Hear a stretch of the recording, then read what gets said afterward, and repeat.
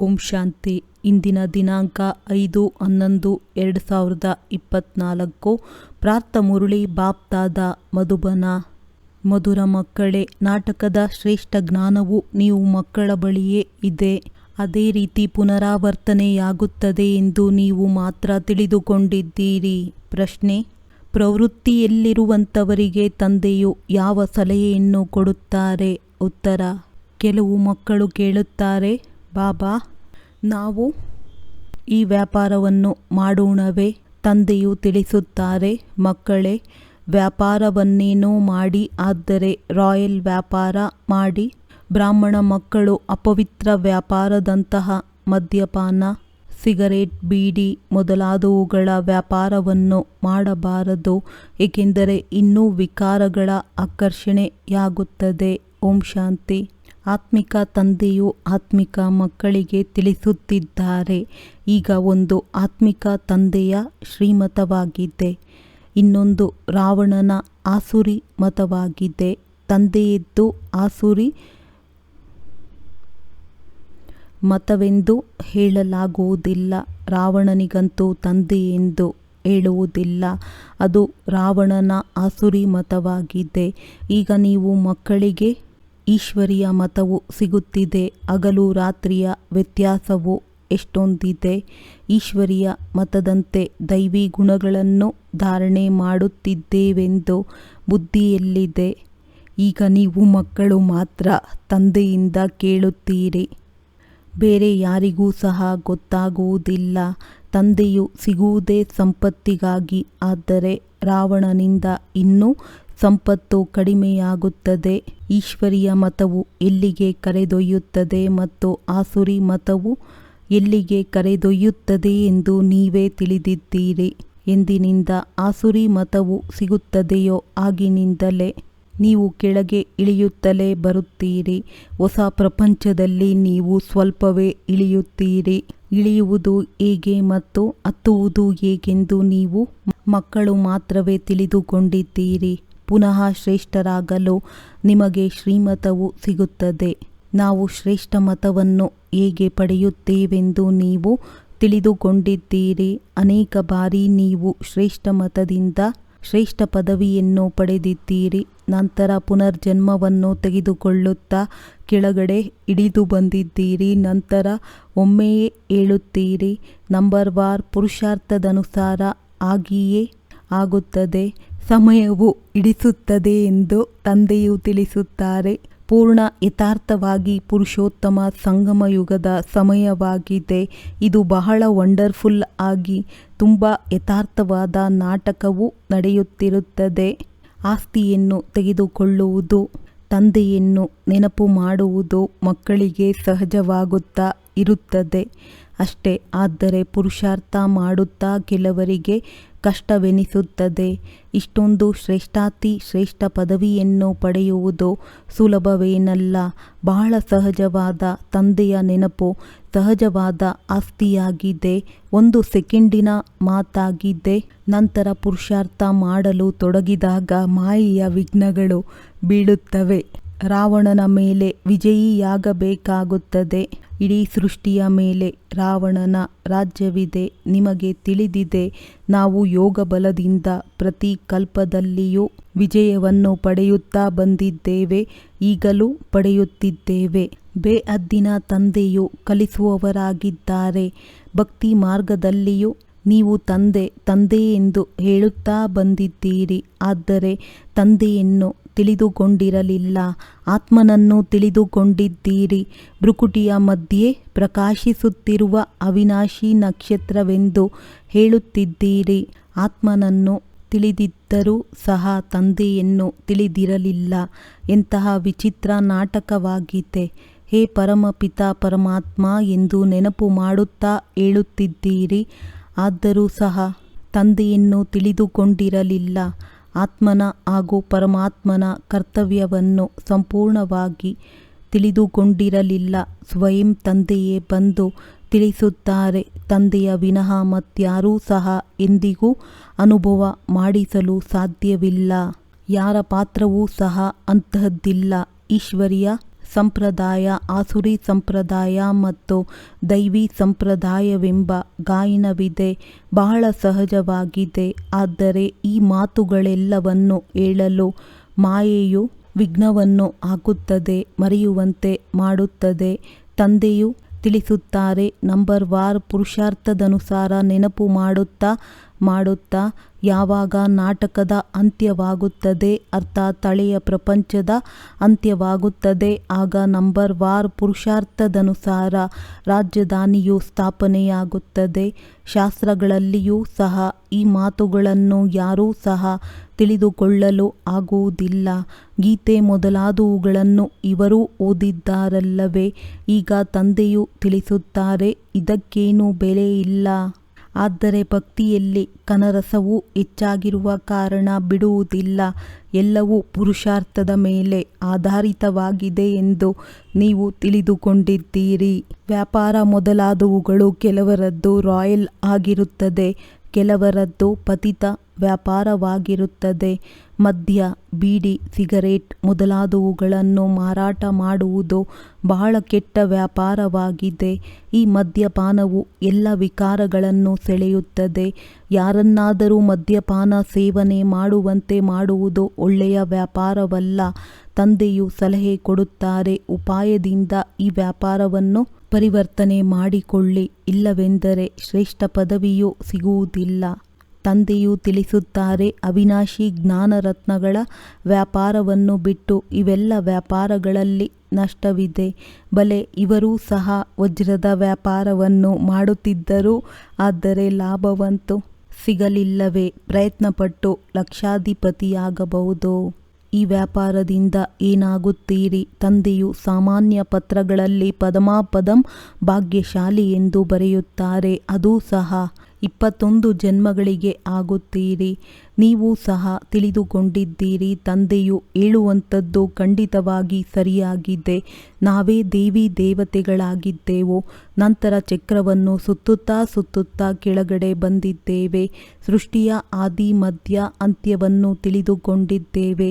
ಜ್ಞಾನವಂತೂ ತಂದೆಯಿಂದ ಸಿಗುತ್ತದೆ, ಆದರೆ ದೈವಿ ಗುಣಗಳನ್ನು ಧಾರಣೆ ಮಾಡಬೇಕು. ನಮ್ಮಲ್ಲಿ ಯಾವುದೇ ಆಸುರಿ ಗುಣವಿಲ್ಲವೇ? ಈ ತಂದೆಯು ತಿಳಿದುಕೊಂಡಿದ್ದಾರೆ. ನಾನು ನನ್ನ ಈ ಶರೀರವೆಂಬ ಮನೆಯನ್ನು ಬಾಡಿಗೆಯಾಗಿ ಕೊಟ್ಟಿದ್ದೇನೆ. ಇದು ಮನೆಯಲ್ಲವೇ? ಇದರಲ್ಲಿ ಆತ್ಮವಿರುತ್ತದೆ. ಭಗವಂತನಿಗೆ ನಾನು ಬಾಡಿಗೆಗೆ ಮನೆಯನ್ನು ಕೊಟ್ಟಿದ್ದೇನೆಂದು ನನಗೆ ಬಹಳ ಹೆಮ್ಮೆಯಾಗುತ್ತದೆ. ನಾಟಕದ ಯೋಜನೆಯ ಅನುಸಾರವಾಗಿ ಬೇರೆ ಯಾವ ಮನೆಯನ್ನೂ ಸಹ ಅವರು ತೆಗೆದುಕೊಳ್ಳುವುದಿಲ್ಲ. ಕಲ್ಪಕಲ್ಪವೂ ಈ ಮನೆಯನ್ನೇ ತೆಗೆದುಕೊಳ್ಳಬೇಕಾಗುತ್ತದೆ. ಇವರಿಗಂತೂ ಬ್ರಹ್ಮ ಖುಷಿಯಾಗುತ್ತದೆ ಎಲ್ಲವೇ? ಆದರೆ ಎಷ್ಟೊಂದು ಗಲಾಟೆಯಾಯಿತು. ಈ ತಂದೆಯು ನಗುತ್ತಾ ಒಮ್ಮೊಮ್ಮೆ ಹೇಳುತ್ತಾರೆ, ಬಾಬಾ, ನಿಮ್ಮ ರಥವಾದ ಕಾರಣವಾಗಿ ನಾನು ಬಹಳ ಬೈಗುಳವನ್ನು ತಿನ್ನಬೇಕಾಯಿತು. ಅದಕ್ಕೆ ತಂದೆಯು ಎಲ್ಲದಕ್ಕಿಂತ ಹೆಚ್ಚಾಗಿ ಬೈಗುಳ ನನಗೆ ಸಿಕ್ಕಿತೆಂದು ಹೇಳುತ್ತಾರೆ. ಈಗ ನಿಮ್ಮ ಸರದಿಯಾಗಿದೆ. ಬ್ರಹ್ಮನಿಗೆ ಎಂದೂ ಬೈಗುಳ ಸಿಕ್ಕಿದ್ದೇ ಇಲ್ಲ. ಈಗ ಆ ಸರದಿ ಬಂದಿದೆ. ರಥವನ್ನು ಕೊಟ್ಟ ಕಾರಣ ತಂದೆಯಿಂದ ಸಹಯೋಗ ಸಿಗುತ್ತದೆ ಎಂದು ತಿಳಿದುಕೊಳ್ಳುತ್ತಾರಲ್ಲವೇ? ಆದರೂ ಸಹ ತಂದೆಯು ತಿಳಿಸುತ್ತಾರೆ, ನಿರಂತರವಾಗಿ ತಂದೆಯನ್ನು ನೆನಪು ಮಾಡಬೇಕು. ಇದರಿಂದ ನನಗಿಂತಲೂ ನೀವು ಬಹಳ ಮುಂದೆ ಹೋಗಬಹುದು. ಏಕೆಂದರೆ ಇವರ ಮೇಲೆ ಬಹಳ ಜವಾಬ್ದಾರಿ ಇದೆ. ಬಲೆ, ನಾಟಕವೆಂದು ಬಿಟ್ಟು ಬಿಡುತ್ತಾರೆ. ಆದರೂ ಸಹ ಸ್ವಲ್ಪ ಅಪವಾದವಂತೂ ಅಗತ್ಯವಾಗಿ ಬರುತ್ತದೆ. ಇವರು ಬಹಳ ಒಳ್ಳೆಯ ಕರ್ತವ್ಯವನ್ನು ಮಾಡುತ್ತಿದ್ದರು. ಸಂಘದೋಷದಿಂದ ಕೆಟ್ಟು ಹೋದರೆಂದು ಜನ ಅಪವಾದ ಮಾಡಿದರು. ಎಷ್ಟೊಂದು ಡಿಸ್ಸರ್ವಿಸ್ ಆಗುತ್ತದೆ. ಇಂತಹ ಕರ್ತವ್ಯವನ್ನು ಮಾಡುತ್ತಾರೆ, ಆದುದರಿಂದ ಅಪವಾದವಾಗುತ್ತದೆ. ಆ ಸಮಯದಲ್ಲಿ ಇವರಿಗೇನೂ ತಿಳಿಯಲಿಲ್ಲ. ಇದೂ ಸಹ ನಾಟಕವೂ ಮಾಡಲ್ಪಟ್ಟಿತು. ನಂತರ ಇವರಿಗೆ ವಿಚಾರ ಬಂದಿತು, ಇದೆಲ್ಲವೂ ನಾಟಕದಲ್ಲಿ ನಿಗದಿಯಾಗಿದೆಯಲ್ಲವೇ? ಮಾಯೆಯು ಸ್ಥಿತಿಯನ್ನು ಹಾಳು ಮಾಡುತ್ತಿರುತ್ತದೆ. ಆದುದರಿಂದ ಬಹಳ ಡಿಸ್ಸರ್ವಿಸ್ ಆಗುತ್ತದೆ. ಅಬಲೆಯರ ಮೇಲೆ ಎಷ್ಟೊಂದು ಅತ್ಯಾಚಾರವಾಗುತ್ತದೆ. ಇಲ್ಲಿ ಮಕ್ಕಳೇ ಎಷ್ಟೊಂದು ಡಿಸ್ಸರ್ವಿಸ್ ಮಾಡುತ್ತಾರೆ. ಉಲ್ಟಾ ಸುಲ್ಟಾ ಮಾತುಗಳನ್ನಾಡಲು ತೊಡಗುತ್ತಾರೆ. ತಂದೆಯು ಏನನ್ನು ತಿಳಿಸುತ್ತಾರೆ ಎಂದು ನೀವು ಮಕ್ಕಳಿಗೆ ತಿಳಿದಿದೆ. ಇಲ್ಲಿ ಶಾಸ್ತ್ರ ಮೊದಲಾದವುಗಳನ್ನು ತಿಳಿಸುತ್ತಿಲ್ಲ. ಈಗ ನಾವು ಶ್ರೀಮತದಂತೆ ಎಷ್ಟೊಂದು ಶ್ರೇಷ್ಠರಾಗುತ್ತೇವೆ, ಆಸುರಿ ಮತದಿಂದ ಎಷ್ಟೊಂದು ಭ್ರಷ್ಟರಾಗಿದ್ದೇವೆ.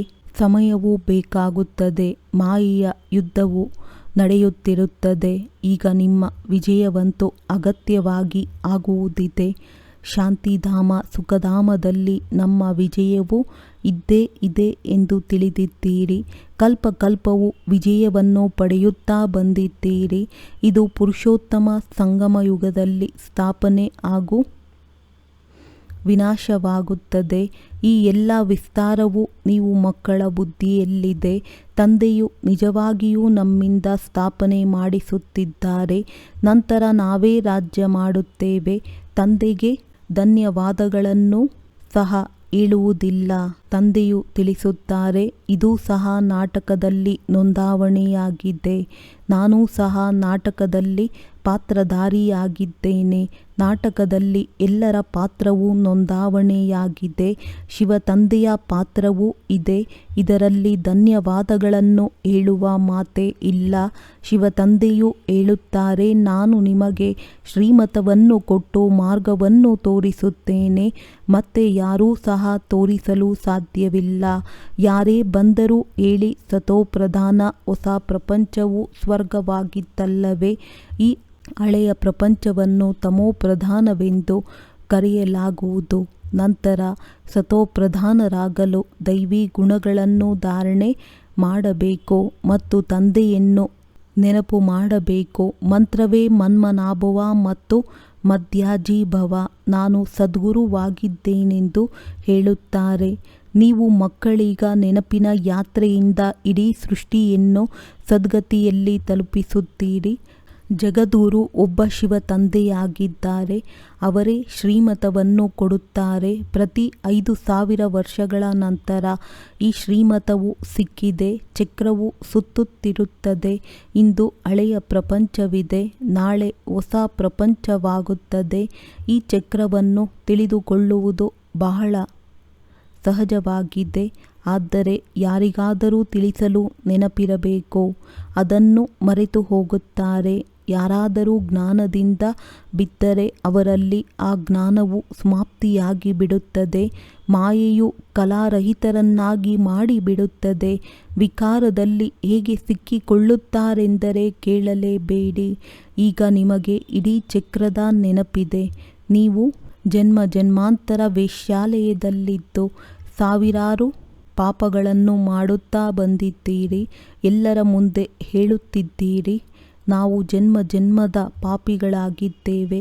ನಾವೇ ಮೊದಲು ಪುಣ್ಯಾತ್ಮರಾಗಿದ್ದೆವು, ಈಗ ಪಾಪಾತ್ಮರಾಗಿದ್ದೇವೆ. ಈಗ ಮತ್ತೆ ಪುಣ್ಯಾತ್ಮರಾಗುತ್ತಿದ್ದೇವೆ.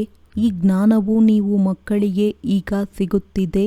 ಮತ್ತೆ ನೀವು ಅನ್ಯರಿಗೂ ಕೊಟ್ಟು ತಮ್ಮ ಸಮಾನರನ್ನಾಗಿ ಮಾಡಿಕೊಳ್ಳುತ್ತೀರಿ. ಗೃಹಸ್ಥ ವ್ಯವಹಾರದಲ್ಲಿರುವುದರಿಂದ ಸ್ವಲ್ಪ ವ್ಯತ್ಯಾಸವಿರುತ್ತದೆ ಎಲ್ಲವೇ. ಅವರು ನೀವು ತಿಳಿಸಿಕೊಡುವಷ್ಟು ತಿಳಿಸಲು ಸಾಧ್ಯವಿಲ್ಲ. ಆದರೆ ಎಲ್ಲರೂ ಬಿಡಲು ಆಗುವುದಿಲ್ಲ. ತಂದೆಯೇ ಸ್ವಯಂ ಹೇಳುತ್ತಾರೆ, ಗೃಹಸ್ಥ ವ್ಯವಹಾರದಲ್ಲಿರುತ್ತಾ ಕಮಲ ಪುಷ್ಪ ಸಮಾನರಾಗಬೇಕು. ಎಲ್ಲವನ್ನೂ ಬಿಟ್ಟು ಬಂದರೆ ಇಷ್ಟು ಮಂದಿ ಎಲ್ಲಿ ಕುಳಿತುಕೊಳ್ಳುತ್ತೀರಿ? ತಂದೆಯು ಜ್ಞಾನಪೂರ್ಣರಾಗಿದ್ದಾರೆ.